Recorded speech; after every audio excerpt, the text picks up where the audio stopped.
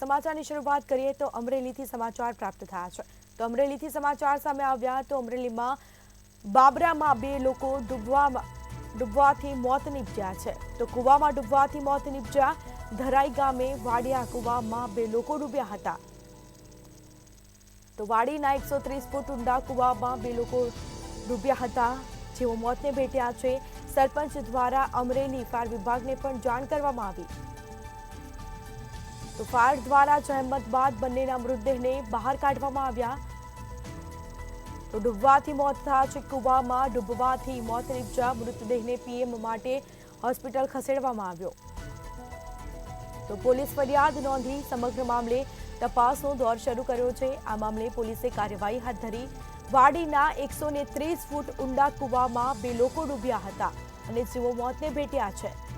સરપંચ દ્વારા અમરેલી ફાયર વિભાગને પણ જાણ કરવામાં આવી, જે બાદ ફાયર દ્વારા જહેમત બાદ બંનેના મૃતદેહને બહાર કાઢવામાં આવ્યા।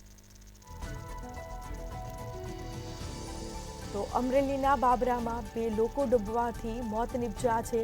બે લોકો કૂવામાં ડૂબ્યા હતા। ધરાઈ ગામે વાડિયાના કૂવામાં બે લોકોના ડૂબવાથી મોત નીપજ્યા। તો બીજી તરફ તમામ જાણ પોલીસને પણ કરવામાં આવી। પોલીસે સમગ્ર મામલે ગુનો દાખલ કરી કાર્યવાહી હાથ ધરી છે।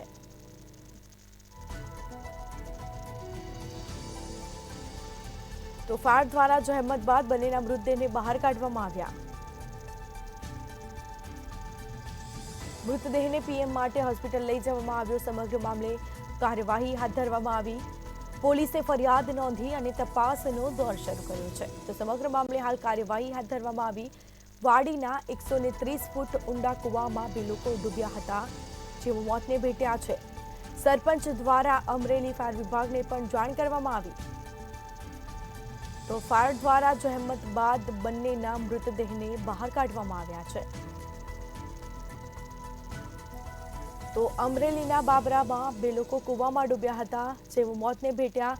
તો શેના કારણે કૂવામાં ડૂબ્યા છે તે અંગે હાલ તપાસ હાથ ધરવામાં આવી। તો વાડીના 130 ફૂટ ઊંડા કૂવામાં બે લોકો ડૂબવાથી મોત નીપજ્યા છે। સરપંચ દ્વારા અમરેલી ફાયર વિભાગને પણ જાણ કરવામાં આવી હતી। તો ફાયર દ્વારા જહેમત બાદ બંનેના મૃતદેહને બહાર પણ કાઢવામાં આવ્યા। તો સમગ્ર મામલે કાર્યવાહી છે તે હાથ ધરવામાં આવી છે। મૃતદેહને પીએમ માટે હોસ્પિટલ ખસેડવામાં આવ્યો છે।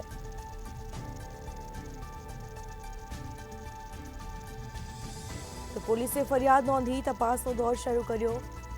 સમગ્ર મામલે કાર્યવાહી હાથ ધરાશે।